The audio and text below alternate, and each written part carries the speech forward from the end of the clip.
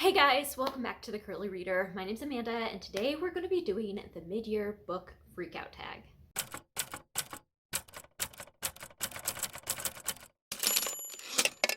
Okay, so it's that time of year where everybody is talking about kind of their reading year up to this point, and in doing that, a lot of people are doing the mid-year book Freakout tag. This is the third, I think, year that I've done this tag. Maybe second, I don't remember. But anyway, this is a tag. I don't remember originally where it came out. I will link what I can find down below as well as all the prompts. And if you haven't done it yet, I would encourage you to. And if you have already done it, link your video down below and I will be sure to check that out.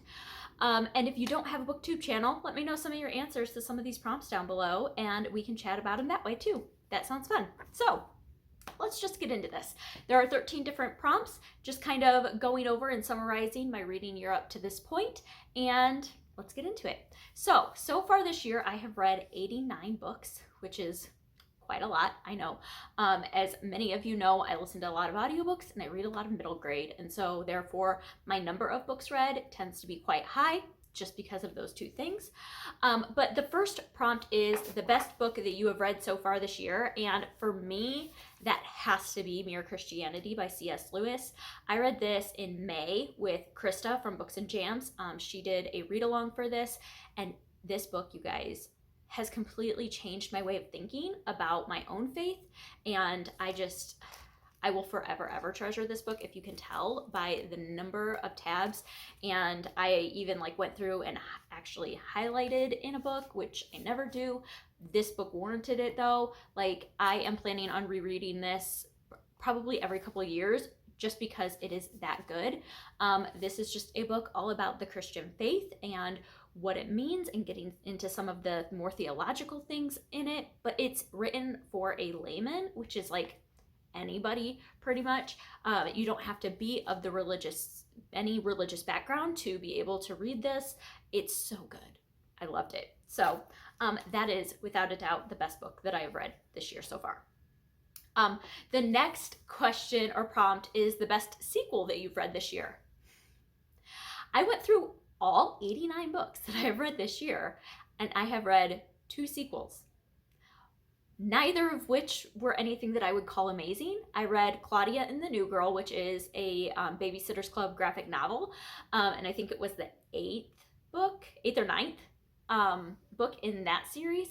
And then I read The Deceivers, which is the sequel to The Strangers by Margaret Peterson Haddix. And that one was good, but it wasn't I don't know if I'm going to read the 3rd one. So I don't know if it was that good, but those are the only 2 sequels that I have read this year. Obviously, I'm not into series much.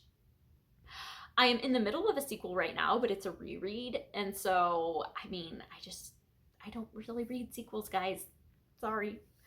The next prompt is a new release that you still need to read yet. And for me, that is the new Andy Weir book, Hail Mary, Project Hail Mary. I have this out from the library. I also have the Audible audiobook of it. I just need to read it. This is a sci-fi by the author of The Martian, which was my favorite book of the year last year. I need to read this pronto. So that is the book that I need to read that I still have not read yet. All right, the next book is your most anticipated release for the upcoming half of the year. And for me, both of these were featured in my last anticipated middle grades releases of the next 3 months because they're both coming out in the next 3 months. One is Being Clem by Lisa Klein Ransom.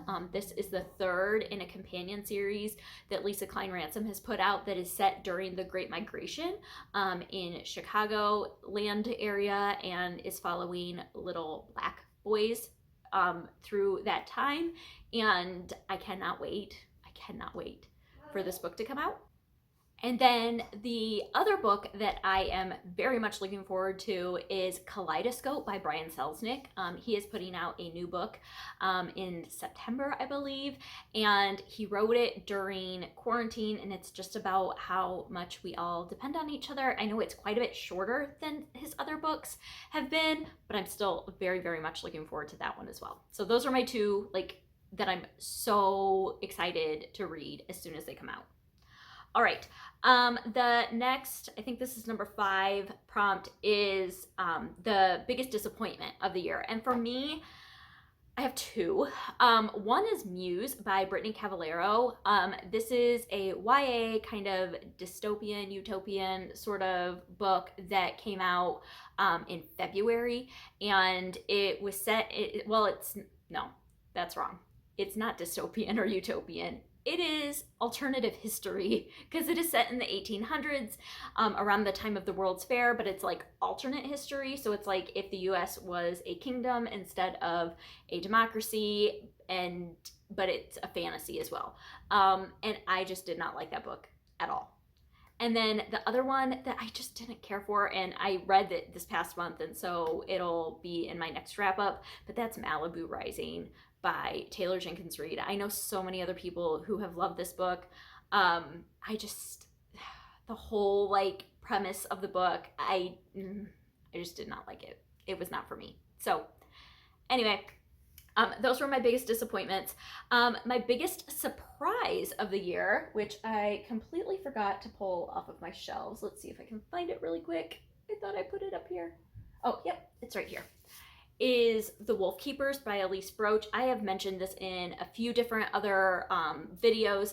This is a book that I read aloud with my kids. It was a cover buy off of Book Outlet, and I just got it because I thought the cover looked pretty, and my kids, a couple of them, were really into wolves at the time, and so I was like, we'll try it.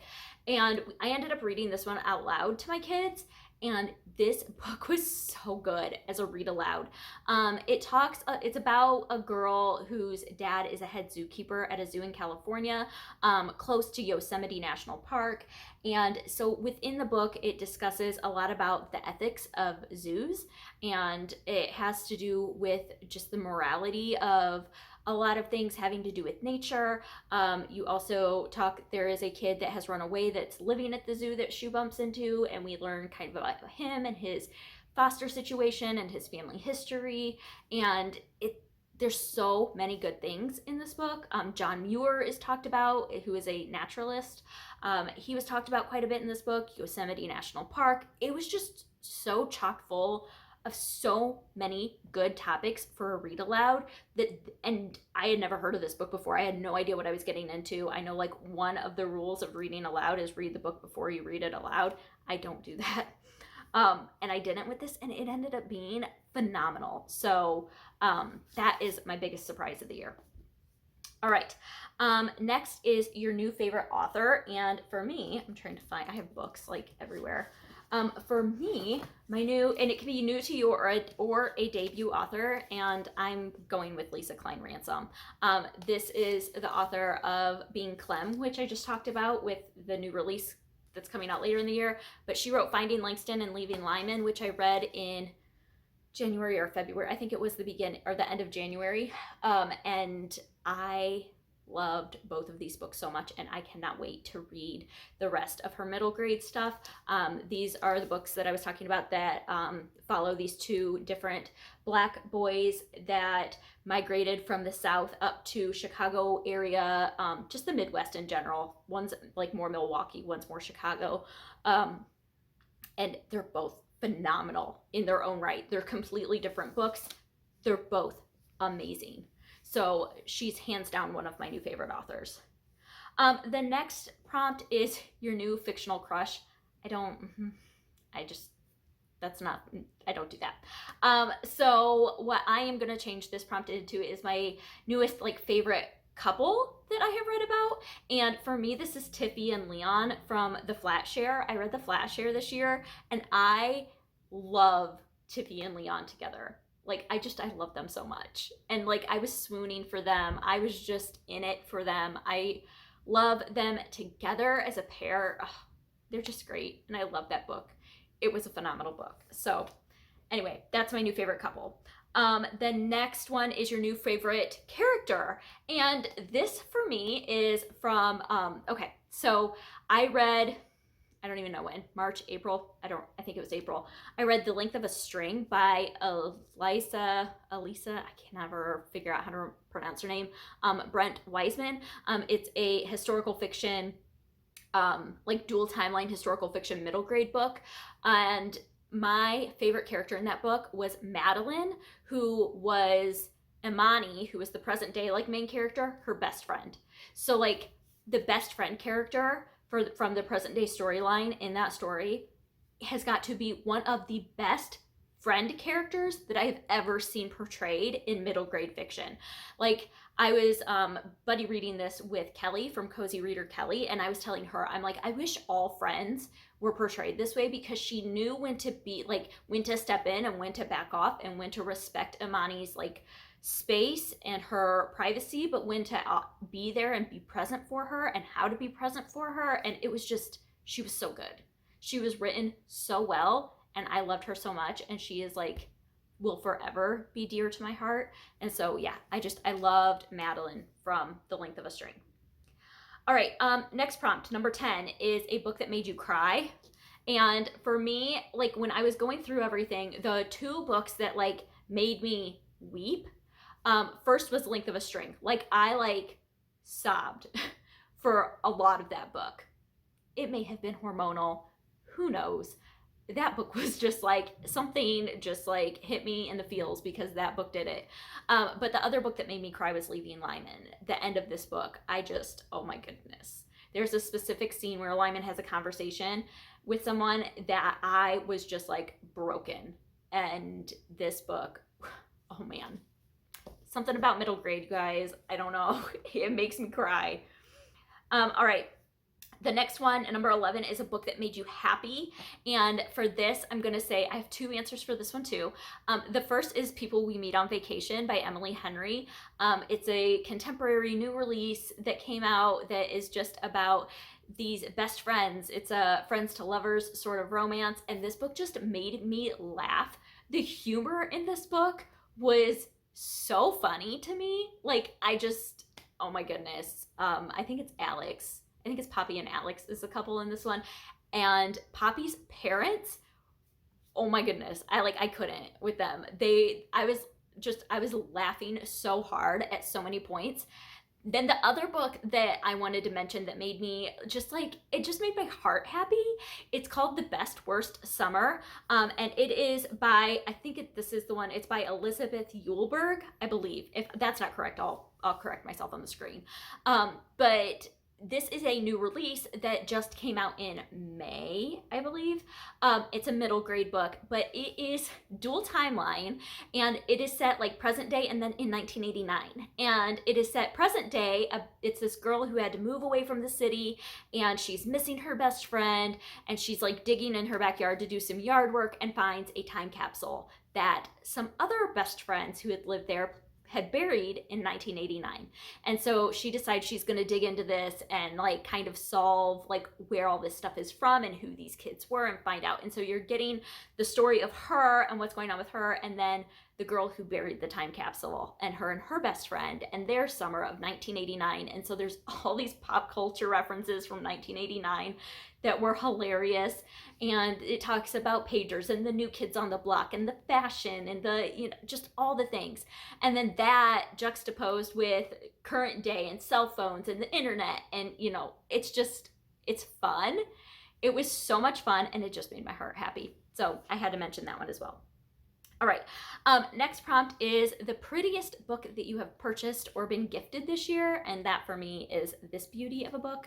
I bought this for myself. It is Les Miserables, and I just love this gold foiled, it's so pretty, cream color with the sprayed edges or the foiled edges, and I love this. I'm going to be reading this in July. It just, yeah, I love it. So that is the prettiest book that I currently own, in my own personal opinion. I have a lot of pretty books that I love, but that one is probably my favorite that I've gotten this year. And then the last prompt is books that you still need to read yet this year. So for me, I, at the beginning of the year, put together a list of 10 books that I wanted to read this year, and I only have 4 left. So that's what I'm going to say for this. I need to read these 4 books. So the first one is Before We Were Free by Julia Alvarez. I don't know why I haven't read that yet.